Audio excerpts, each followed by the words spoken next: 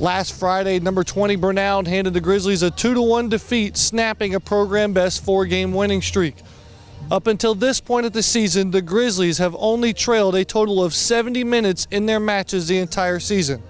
How does Dominic Martelli and the Grizzlies handle the adversity as they head north through the mountains to Young Harris College?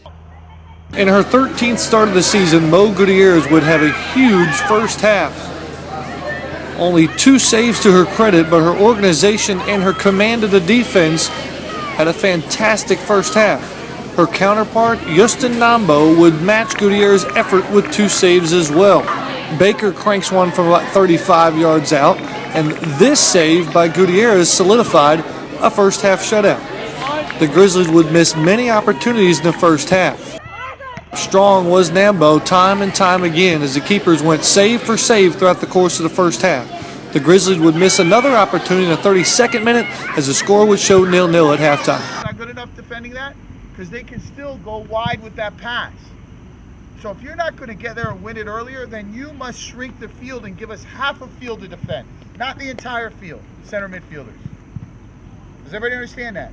Right out of the gate, in the 55th minute, Nikki Lefebvre would net her 6th goal of the season to put the Grizzlies on top, 1-0.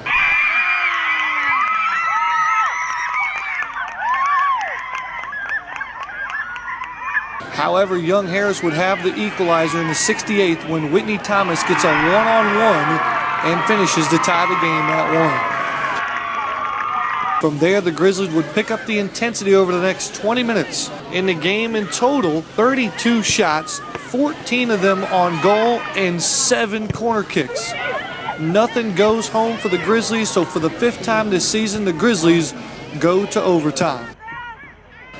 In the second overtime, Mackenzie Bailey puts home the game winner in the back of the net in the 106th minute to give the Grizzlies the glory.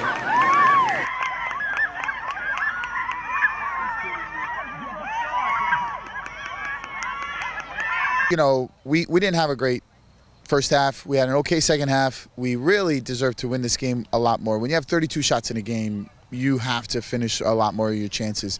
And I think when we got together at halftime, you know, we made a couple adjustments, and I think it helped, and that's why we scored a nice goal. At the end of regulation, I didn't do a whole lot of coaching. I said, this is us searching inside what we have to do. And I gave them a little motivation, but the motivation was them winning this game. They did everything they needed to do. The bench, the starters, the subs, everybody did a great job. And I think when you look at that kind of result, it was very hard to drive up here today. The mountains were very curvy. It was 2 hours. We were a little bit late. We got the result. You know, and that's what we want, and we learned from that. But the biggest thing is, you know, they came upon themselves.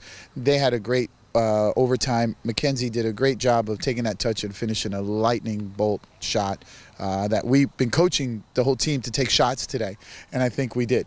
I recently just got injured, so coming off the bench is a big part to step up and help the team out and do my job. Just to get in a goal and end the overtime. It's very emotional and stressful going into our 5th overtime, but I think we held it pretty good together and finished very well. This, the 5th overtime game of the season for the Grizzlies. With the win, their record improves to 9-3-1 on the regular season.